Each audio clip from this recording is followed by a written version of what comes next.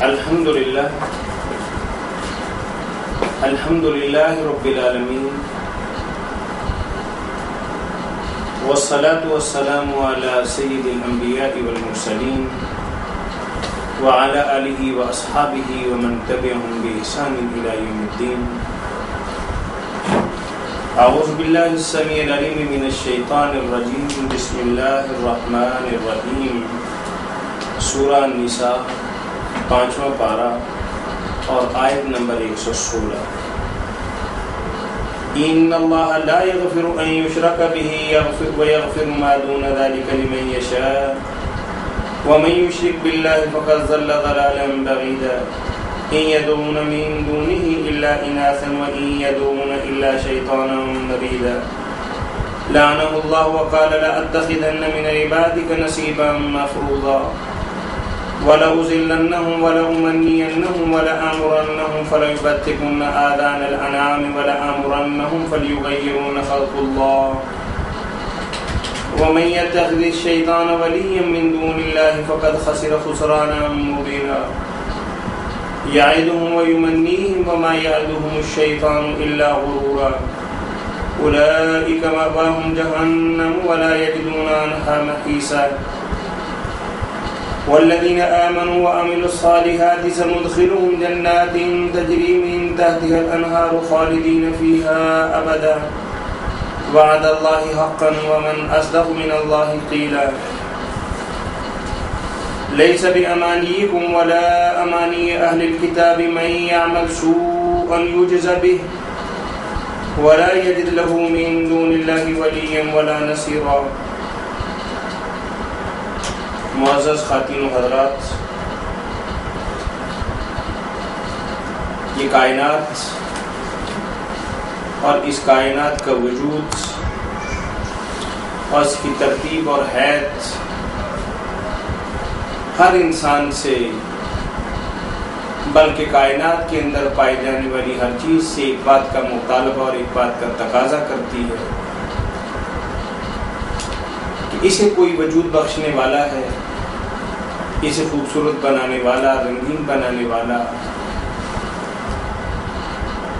اور بالخصوص حضرت انسان کے لیے اس کائنات کے اندر دلچسپی کی اور رنگینی کی ہر چیز بنانے والا کوئی خالق ہے، کوئی مالک ہے. اور اگر اس کائنات کا کوئی خالق ہے، مالک ہے، تو لا محالہ اسی کا حق ہے کہ اس کی بندگی کی جائے، اسی کی پوجا پاٹ کی جائے، اسی کے سامنے ماتھا ٹیکا جائے اور اسی ذات بارکات سے امیدیں رکھی جائیں اور اسی کے اوامر اس کائنات کے اندر چلیں اور اسی کی منع کیے ہوئے راستے سے انسان کو چاہیے کہ وہ روکے. اللہ تعالیٰ کو اکیلے جان کر اس کی بندگی کرنا اور اسی سے اپنی امیدیں باندھنا اور حال کے اندر اللہ کی ذات کے ساتھ اور اس کے دامن کے ساتھ وابستہ رہنا اور اس معاملے کے اندر ذرا برابر بھی کوئی لغزش اختیار نہ کرنا، اسی کا نام توحید ہے. یہ کوئی بات نہیں کہ اللہ کو خالق مان لیا، مدبر مان لیا، مبدع تسلیم کر لیا، لیکن یہ سمجھ کر کے دنیا کے اندر ایک بادشاہ اکیلا اپنی مملکت کا، اپنی حکومت کا، اپنی ریاست کا انتظام نہیں چلا سکتا. اس نے کچھ وزیر بھی رکھے ہوئے ہیں، کچھ مشیر بھی امور سلطنت میں اس کا ہاتھ بٹاتے ہیں اور کچھ دیگر اہلکار بھی سرکاری امور نپٹاتے ہیں. اور کسی بڑے آدمی سے کام ہو تو آدمی اس کے اسسٹنٹ سے، اس کے مینیجر سے رابطہ کرتا ہے اور اسے گزارش کرتا ہے کہ میری بات اپنے بڑے سے، افسر سے کروا دے.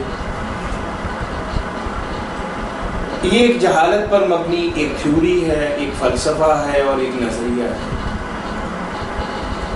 اللہ تعالیٰ کے بارے میں ایسی سوچ رکھنا، چونکہ ہماری دنیاوی حکمران محدود تر صلاحیتوں کے مالک، نہ اندر کی بات جانتے نہ باہر کی بات جانتے، ارد گرد کے چند احباب جو خبر آ کے دیتے ہیں اس کے مطابق وہ اپنے فیصلے کرتا ہے۔ اللہ تعالیٰ کا نظام ایسا نہیں۔ اللہ تعالیٰ کو کوئی آ کے اگر بتاتا ہے تو اللہ کے علم کے اندر قطعاً کوئی اضافہ نہیں، اور اگر کسی سے کوئی حرکت، کوئی فعل، خواہ اچھا ہو یا برا ہو، سرزد ہوتا ہو، یہ اللہ نے اپنی نظام کے تحت کرامن کاتبین، کچھ بزرگ ہستیاں ہمارے اوپر مقرر کی ہوئی ہیں کہ وہ ہمارے نامہ اعمال کو لکھتے ہیں۔ اچھے اعمال ہوں تو وہ بھی درج ہوتے ہیں، اگر بدعمالیاں ہوں تو وہ بھی تحریر کی جاتی ہیں اور اللہ کے سامنے پیش کیے جاتے ہیں۔ اور یہ پیشی اور یہ لکھنا اور اللہ کی بارگاہ کے اندر آنا اور بتانا، یہ تحصیل حاصل ہے۔ یہ صرف انسان کو بتلانے کے لیے، اس کو سمجھانے کے لیے، اور قیامت کے دن ساری کارگزاری اس کے سامنے رکھنے کے لیے ایک مثل تیار کی جاتی ہے۔ ورنہ اللہ یعلم خائنۃ الاعین وما تخفی الصدور، دل کے اندر آنے والا وسوسہ اور آنکھ کی پتلیوں کے ساتھ کیے گئے اشارے اور دل دماغ کے اندر ابھرنے والے خیالات اور نظریات اور جذبات اور تصورات وہ ابھی ظاہر نہیں ہوئے، ابھی انسان نے ان کا ذکر اپنی زبان پر نہیں کیا، کاغذ پر نہیں لکھا، پھر بھی اللہ مالک الملک اس بات کو جانتے ہیں۔ اور پوری کائنات کے اندر قرآن اس بات کی وضاحت کرتا ہے کہ کہیں اگر پتا بھی گرتا ہے کسی درخت کا، یہ درخت اور جنگلوں کی بات نہیں کر رہے، یہ کروڑوں اربوں خربوں درخت ہوں گے اس کائنات کے اندر، جاڑیاں ہوں گی، کھیتیاں ہوں گی، ان اربوں خربوں درختوں اور جاڑیوں میں سے اگر کوئی پتا زمین پر گرتا ہے تو اللہ وحدہ لا شریک اسے بھی جانتا ہے۔ سیاہ رات کے اندر سیاہ پتھر پر چلنے والی سیاہ چونٹی، اللہ احکم الحاکمین اس کی حرکات سے، سکانات سے، چلنے سے، اٹھنے اور بیٹھنے سے، تمام تر معمولات سے اللہ کا۔ اب ظاہر ہے کہ دنیاوی حکمرانوں پر قیاس کرتے ہوئے اللہ کی ذات کو محدود تر نہیں کیا جا سکتا، اور اللہ کی ذات کے بارے میں جو تصور ہے یہی اصل میں شرک کی بنیاد ہے۔ انسان دنیاوی بادشاہوں پر، حکمرانوں پر قیاس کرتے ہوئے اللہ کی ذات کے بارے میں قیاس کرتا ہے، تو اللہ نے تو خود اپنے بارے میں فرما دیا کہ لیس کمثلہ شیء وہو السمیع البصیر، کوئی اللہ جیسا نہیں، وہ دیکھتا بھی ہے، وہ سنتا بھی ہے۔ اور آیت الکرسی توحید کا اصل منبع تو وہی ہے۔ ہر نماز کے بعد اللہ کے نبی صلی اللہ علیہ وسلم نے فرمایا کہ پڑھیے، اور ثواب یہ ہوگا کہ آپ کے اور جنت کے درمیان صرف آپ کی موت حائل ہے۔ آپ کی جان نکلی تو جڑ سے جنت کے اندر داخل ہوگا۔ یہ خالی زبان سے پڑھنے کا نام نہیں ہے،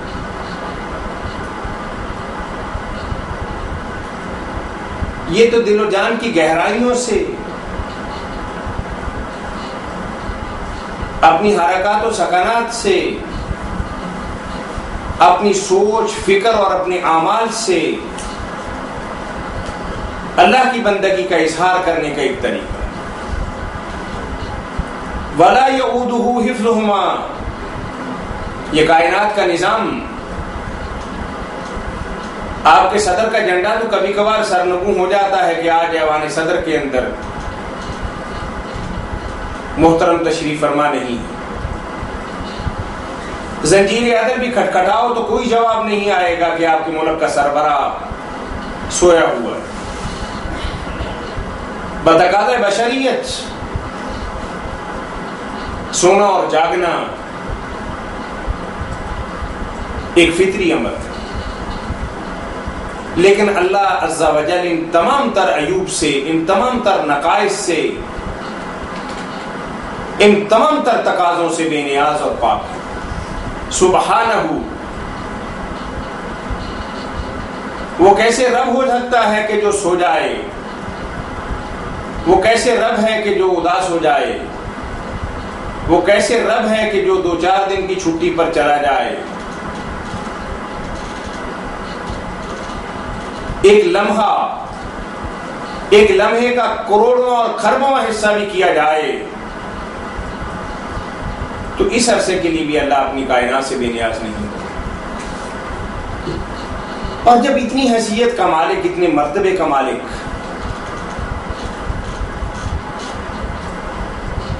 اور اسی کی ہستی اس بات کا تقاضا کرتی ہے کہ مجھے ایک جانو، مجھے ایک مانو، اگر کوئی امید دنیا کے اندر تمہیں ہے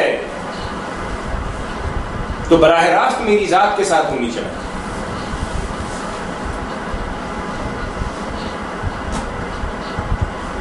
اللہم لا مانع لما اعطیت ولا معطی لما منعت ولا ينفع ذا الجد منک الجد۔ یہ پیغمبر علیہ السلام نے ایک حدیث مبارکہ کی روشنی کے اندر اللہ کی توحید کو کس قدر واضح کر دی ہے کہ ساری کائنات کے انسان اکٹھے ہو جائیں اور اس بات پر اتفاق کر لیں کہ کسی انسان کا کچھ فائدہ کرنا، اور انسان کا یہ فائدہ اللہ کی بارگاہ کے اندر اس انسان کے لیے منظور نہ ہو تو اللہ فرماتے ہیں کہ تمام تر انسانی کی کوششیں رائے لینے، اور پوری کائنات کے انسان کسی انسان کے بارے میں ایکا کر لیں، اس کا کچھ نقصان کرنا،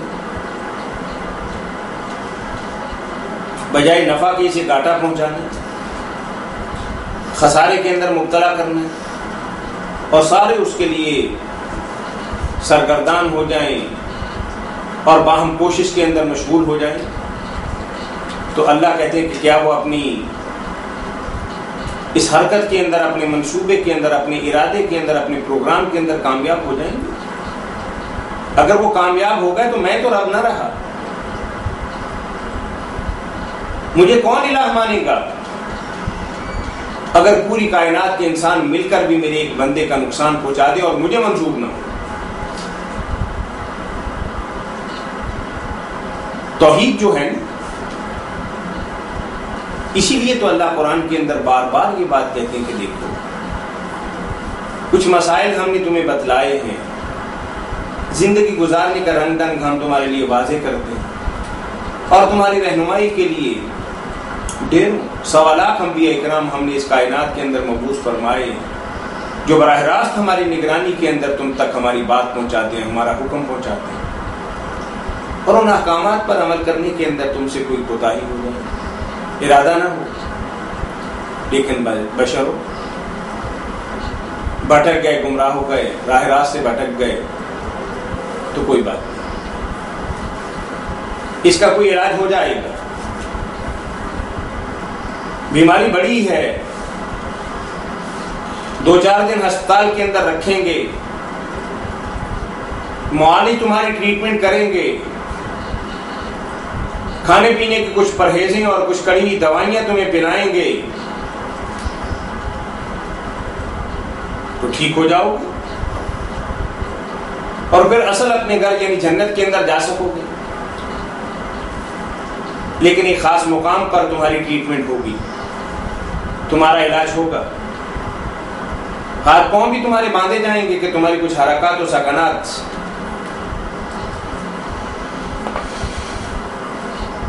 ایسی ہیں کہ اس کا علاج معالجہ ضروری ہے. یعنی اگر شرک کے علاوہ کوئی بہت بڑا جرم بھی تم نے کیا ہوگا تو اس کا علاج اللہ کہتے ہیں کہ ہم کر سکتے.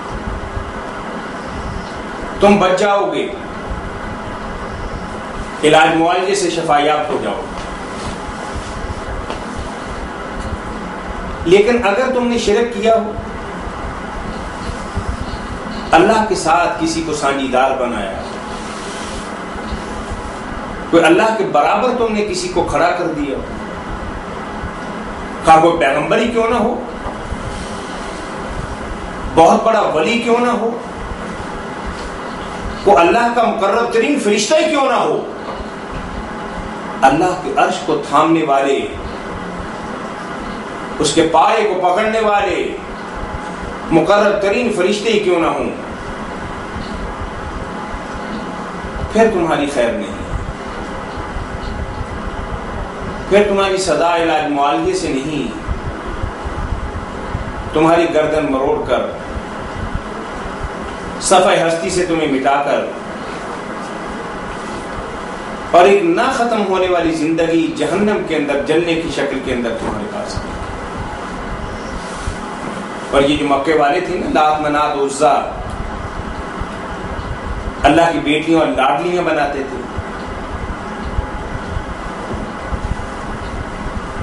یہ دیوی اور درگا ہندوؤں کی رسمیں اور عربوں کی رسمیں برابر.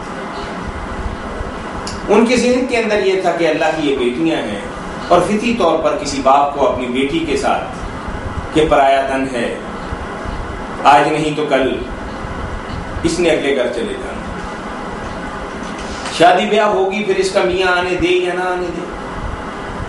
تو فطری طور پر ایک مہذب مسلمان کو اور ایک اچھے اور شریف باپ کو فطری طور پر اپنے بیٹوں کی بجائے اپنی بیٹی سے بہت زیادہ پیار ہے. اب عرب والوں نے یہ اندازہ لگا لیا کہ چونکہ بیٹیاں زیادہ مقرب ہوتی ہیں باپ کے، لاڈ پیار سے بھی اپنے ماں باپ سے کوئی بات منوا لیتی ہیں، تو ہم ان کو درمیان میں رکھ کے اللہ کی بندگی کرتے ہیں. اور وہ بار بار یہ بات کہا کرتے تھے کہ ما نعبدہم الا لیقربونا الی اللہ زلفی. وہ کب ہم جنوں کی عبادت کرتے ہیں، کب ہم ان کی عبادت کرتے ہیں، ہم تو ان کے سامنے اس لیے جھکتے ہیں کہ یہ اللہ کے سامنے ہماری داد فریاد کریں گے، اللہ کے سامنے ہماری سفارش کریں گے اور ہمارا معاملہ آسان در آسان ہو جائے گا. ورنہ پورا قرآن بڑا پڑا ہے کہ جب بھی کھولیں گے آپ کو بتائیں گے کہ جب بھی آپ ان سے سوال کریں گے، جب بھی ان سے استفسار کریں گے، جب بھی آپ ان سے پوچھیں گے کہ زمین کس نے بنائی، یہ آسمان کس نے کھڑا کیا، یہ ہوائیں اور فضائیں کس نے بنائی ہوئی ہیں، تمہیں کس نے پیدا کیا، ہر بات کا جواب اللہ کے نام کے ساتھ دیں گے کہ اللہ نے یہ کام کیا. تو اللہ عز و جل یہ بات فرماتے ہیں کہ یہ مجھے ماننا در حقیقت میرے ساتھ ایک بےہودہ مذاق ہے. کوئی پیغمبر، سارے پیغمبر مل کر بھی میری برابری نہیں کر سکتے. پوری کائنات ایک طرف ہو جائے، میں اکیلا ایک طرف، کسی کا ذرہ بھی اس کائنات کے اندر بنانے کے اندر، نظام چلانے کے اندر ہرگز نہیں. وہ تو خود میری مخلوق ہے، میں نے انہیں تخلیق کیا، میں نے انہیں کائنات کے اندر بھیجا، میں نے ان کے سر پر نبوت کا، رسالت کا، پیغمبری کا تاج سجایا. وہ تو میرے غلام ہیں، میرے محتاج ہیں. ہاں میں نے ان کو اکرام اور عزت اور احترام سے نوازا اور دنیا سے ان کی عزت اور احترام کروایا. ان کا ذاتی طور پر اس کائنات کے اندر کوئی عمل دخل نہیں. یہ ایک انسان کی زندگی کا نصب العین ہونا چاہیے اور اس کے دماغ کے اندر یہ بات ہونی چاہیے کہ اللہ کے علاوہ کوئی بندگی کے لائق، پوجا پاٹ کے لائق. اور اللہ وحدہ لا شریک نے فرمایا یہ شیطان جو ہے نا، اس کی بہت بے عزتی تمہاری تخلیق کی وجہ سے ہوئی.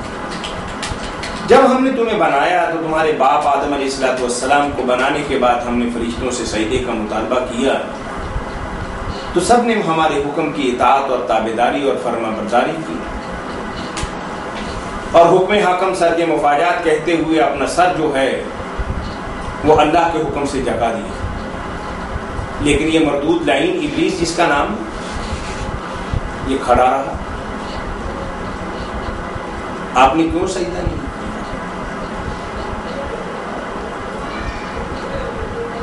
کہ مٹی سے بنایا ہوا معدوم، میں آگ اور بلندی کی طرف جانے والا، میں اس کے سامنے جھک جاؤں؟ یہ گوارا نہیں۔ اللہ وحدہ لا شریک نے دھتکار دی، اب دھتکارا بھی ایسا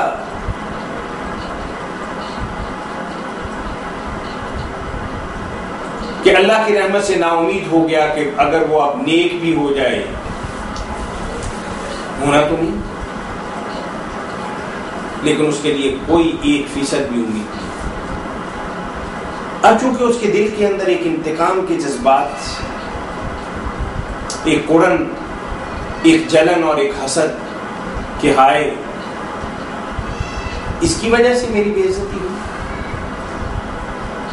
اس کی وجہ سے میں دربار عالیہ سے نکالا گیا،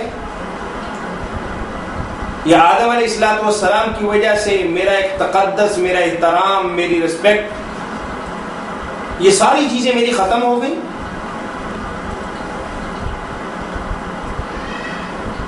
آگ ہے کہ اس کے دماغ کے اندر بڑھ گئی، اللہ کے منہ لگا کہ میرے ساتھ تو جو ہونا تھا وہ ہو چکا،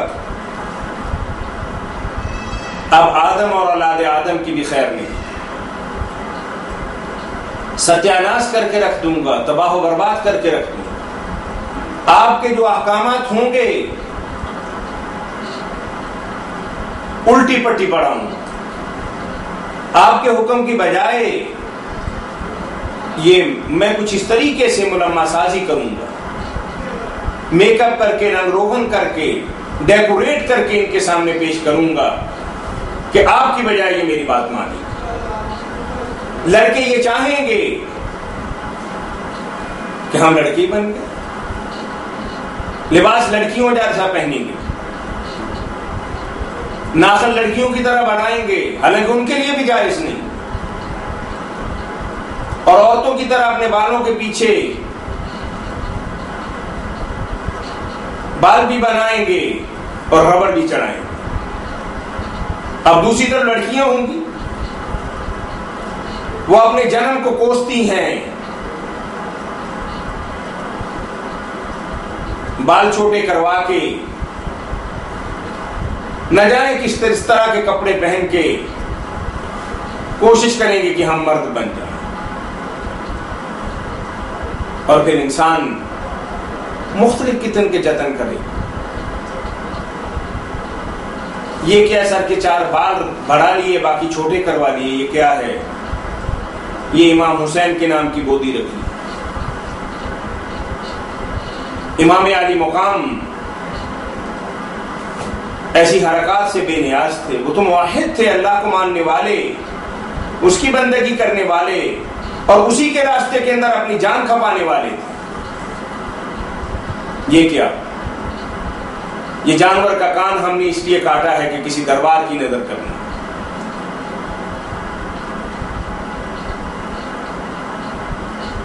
چڑھاوا چڑھانا ہے۔ یعنی شیطان یہ بات کہتا ہے کہ اللہ آپ جو مرضی کر لیں، دنیا کے اندر انسان پر جبر تو نہیں ہے نا، آزادی دی ہوئی، اس آزادی کے اندر میں گل کھلاؤں گا، میرے من کے اندر جو آئے گا، جیسے چاہوں گا ان کے سامنے پیش کروں گا، اور کچھ اس قدر حسین و جمیل ہوگا کہ میری بات مانیں گے۔ اور پھر میری بات ماننا، میں تو ہوں ہی فراڈی، بے ایمان، ٹھگ، بددیانت، میں تو جھوٹے دعوے، جھوٹے دلاسے دینے والا کہ ابھی تمہاری عمر ہی کیا ہے، اور اگر تم نے رشوت نہ لی تو تمہارے بچے ٹاٹ اسکول کے اندر پڑھے، تمہاری بیٹی کسی اچھے گھر کے اندر نہیں جائے گی، اور اگر تم نے ایسا نہ کیا تو ایسا ہو جائے گا.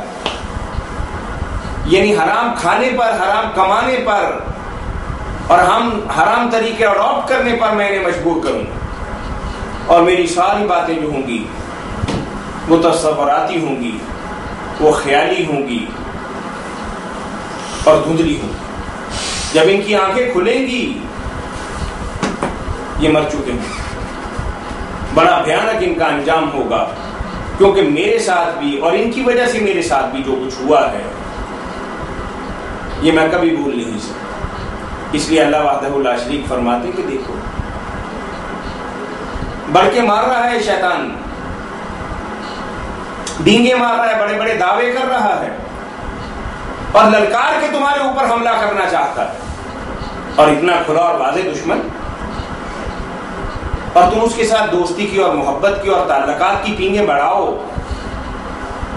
اور اسے معانقہ کرو اور اس کی طرف اپنا ہاتھ بڑھاؤ اور اپنی صبح اور اپنی شامیں اس کے ساتھ بسر کرو، تو پھر ٹھیک ہے. ہم نے تو تمہیں بتا دیا کہ تمہارا دشمن ہے، اس کے ایک ہاتھ کے اندر تمہارا ہاتھ ہے اور دوسرے ہاتھ کے اندر اس نے تلوار پکڑی ہوئی ہے.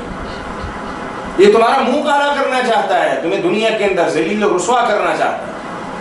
یہ اللہ کی رحمت سے خود تو دور ہوا ہی تھا اور تمہیں بھی دور لے جانا چاہتا ہے. اس سے بچو. اور اللہ نے فرما دیا کہ آخرت کی زندگی کچھ ایسے مسائل پر نہیں ہے، اس کے لیے کچھ نہ کچھ کرنا پڑے گا، اور اگر اچھے اعمال کرو گے تو فائدہ تمہیں ہوگا، بہتری تمہارے حق کے اندر ہوگی. اگر بدعمالیاں کرو گے تو اس کی سزا بھی تمہیں ملے گی اور وہ ہمیشہ کے لیے ہوگی. تو آج وقت ہے، جان کنی کے عالم سے پہلے اگر کوئی آدمی توبہ استغفار کر لے، خشر کی کیوں نہ کیا،